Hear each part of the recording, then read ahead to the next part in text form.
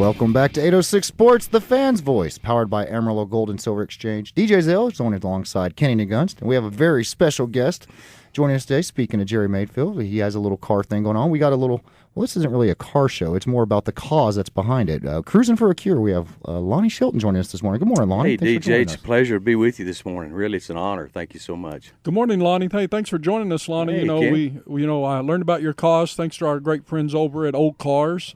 And they, our friends over there, Mosley and Tommy, they gave me a brochure, said that they're sponsoring this. I need to look into it.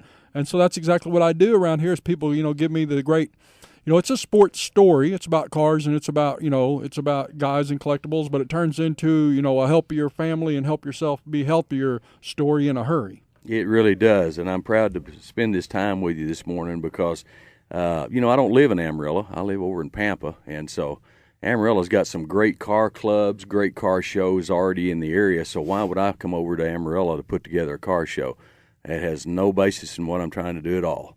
I'm trying to interject something that's not being done right now, and look forward to sharing with you more about what I'm trying to do here. We're excited about learning about why you're here, Lonnie. We love some cars around here. We're big supporters of other car shows, and I have a classic car that I need your help on, and kind of, telling me best steps to do that because I think you wore a shirt today with every car that you have. It seems like you got like 70 cars over there. So, but Lonnie, let's talk about little Lonnie. We need to know about little Lonnie Shelton at the very beginning. We get it, we around here about the X's and O's about, why you're here and what you're trying to raise awareness for.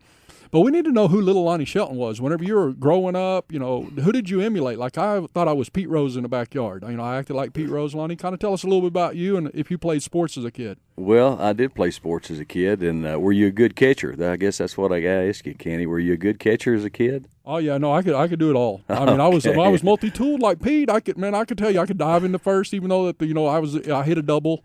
Yeah, well, I hope you didn't follow down some of the paths that Pete Rose did follow down eventually as he grew up. No, I bet you I didn't do that. Good deal, brother. Good deal. Well, yeah, I was a fanatic about baseball growing up as a kid.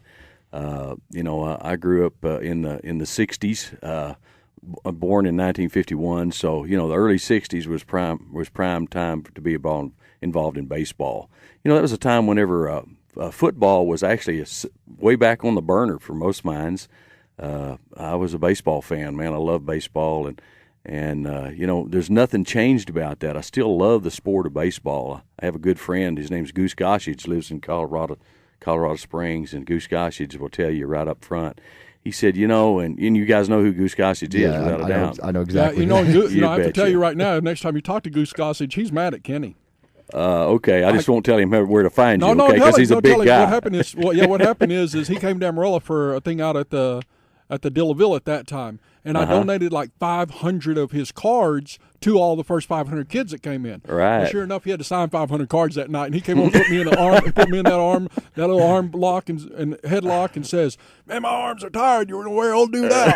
I'm like, well, at least you're famous. Well, the thing about Goose could do, he could beat you to death with that mustache, man. It was something else, But anyhow, Goose will tell you right up front that the sport of baseball was really developed as a kid's sport. It was developed to help people understand that as a kid, you need to learn to do what you do and do it very well. And if everybody on your team does that and does it very well, guess what? You can be a winner. He told me one time, this is a couple years ago, he said, "Lonnie, how many teams win the World Series? How many win the pennant?" And I said, "Well, Goose, I'm not a dummy." I said, "Yeah, I know, Goose. There's just one." He said, "You know what that makes everybody else, Lonnie?" I said, "I got a sneaking suspicion I'm fixing to find out, Goose." He said, "They're the losers." I said, "You're right." And he says, "Because not everybody put it together." And he said, "That's what life is about, Lonnie. Life is about learning to be a part of a team, doing the best that you can. When you do the best you can, hopefully all your team members or the people that you work with or all of those things come together, and guess what? You can be a winner." So that's where I'm at to even today. But baseball was a fanatic, but I bought my first car when I was 11, okay? That was 51 years ago. That seemed like maybe eons ago to Doc DJ sitting here. I look at DJ. He wasn't even thought of 51 years ago. No, my parents were 5 and 6. What kind of car? What was that very first car that you bought, Lonnie? Okay, I bought what's called a King Midget. Cool, because after the war, was winding down in 1947. There was a couple of guys came back. They live in Athens, Ohio. And you got two guys that were airplane mechanics in Athens, Ohio. They've been involved in the war. They come back with not hardly a penny to their name. Nobody got rich being in the military in the war. And so, but they come back to Athens, Ohio and decide, you know what I'm going to do? We're going to build a car. You build a car, you ain't got any money. Well, they built it in their garage, DJ. Can you imagine building these cars in their garage and have ambitions of selling these cars United States wide? Well, let me tell you what happened, DJ. These are guys who have the true American spirit, okay? The entrepreneurial spirit that we need more of today. And we've got some people like that today, but we need more of them. America's full of people like this. I like to think I've got some of that in me. These guys decided, we're going to build this car, and what are we going to do with it? How are we going to sell it? Well, let me ask you, DJ, how would you sell a car? If you're going to build a car and sell, how are you going to sell it? How do you think you'd sell it? You want to market it. Okay, how do you market? How do you do it today? Have a show. You build big buildings in this town and that town and this town and that town. Guess what? These guys did it a total different way.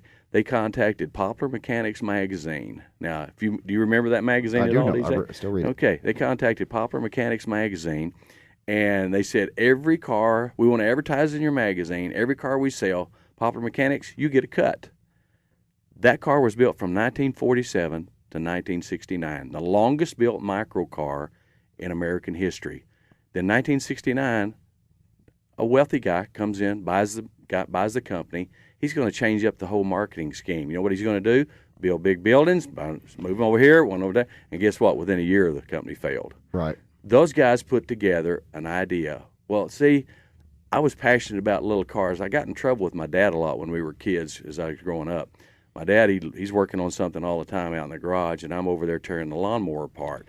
Hey, son, put that stuff down. Well, Dad, how does this work? So I was interested in mechanical things, right.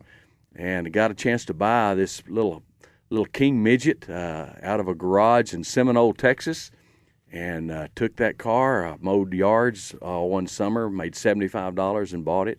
And I actually drove it. I lived in Levelland, Texas at the time, and I drove that car all over Levelland as 11, 12, 13-year-old kid for 3 years. And never got stopped, DJ, not one time. Now, did they have, I'm not trying to be rude when I say this, did they have driver's license back then? You bet they did. They had actually invented dirt by then, DJ. DJ, paper had not been invented yet. Do what? What'd you say? Paper had not been invented yet. They could not give somebody a driver's license, DJ. Well, yeah, they chipped them on stone back then. Oh, like the Flintstones. Flintstones. They chipped them on stone. No, it was a great little car, and I enjoyed it. I learned a lot about mechanics at that time, learned a lot about how a car actually works. And I would probably actually still own that very car today if, in fact, my sister hadn't got into it with one of her friends and drove it down the alley and had a head-on collision with a big Dempsey dumpster truck and caved the whole front end in. Didn't hurt her, didn't hurt her friend, but I lost my car in that deal. But I do own one of those King Midgets today, a 1958 model King Midget, which is just like what I had as a kid. Outstanding. Well, that's excellent. Some of my favorite memories were, kids, cars and kids and some of the movies and stuff. But, we want to talk about, we'll talk about a little bit more cars, then we'll get into, the great cause and the awareness that you're trying to bring about men's health. But tell us about the Babe Ruth car. We know that you own the Babe Ruth car, and, people see it in a lot of places, and you might bring it out to one of our events, and kind of tell us a little bit about it. A couple of years ago, I got a chance to I am a car guy, but I'm a muscle car guy. My interest is in cars of the 60s and 70s. But, when you connect a 1948 Lincoln Continental with someone like Babe Ruth, the whole picture changes as to whether you're interested in that vehicle or not. If somebody actually called me and told me, hey, there's a cool 48 Lincoln Continental two-door hardtop that's sitting down the street from you, really looks nice, I only think he wants $50 for it, guess what? I probably wouldn't get up and go look at it. So, because that's not my interest. Right. I don't relate to 1948. I was born in 51. So people associate the cars that they remember. Okay, so I don't have any memories of a 48 Lincoln. But this car, I found the car, and I could actually speak for 2 hours about that, and I don't think I got the time to do that. But the situation occurred that I actually began to research the car after I found out about it and got a chance to acquire the car. Now, after Babe Ruth died in 48, his wife sold the car, and it went to a museum in New York, and it's been in several museums and private collections through the years. But being in that type of a venue where it's in a museum or private collections, guess what? It's out of sight, out of mind. A lot of people forget it even exists. I was visiting with a lady just earlier about, she said, well, it's not like the Batmobile. And I told her, I said, ma'am, eventually there'll be a generation that doesn't know what the Batmobile is. Right. Okay. So that's happened. And I've actually run into some people since I've owned this car who doesn't know who Babe Ruth is.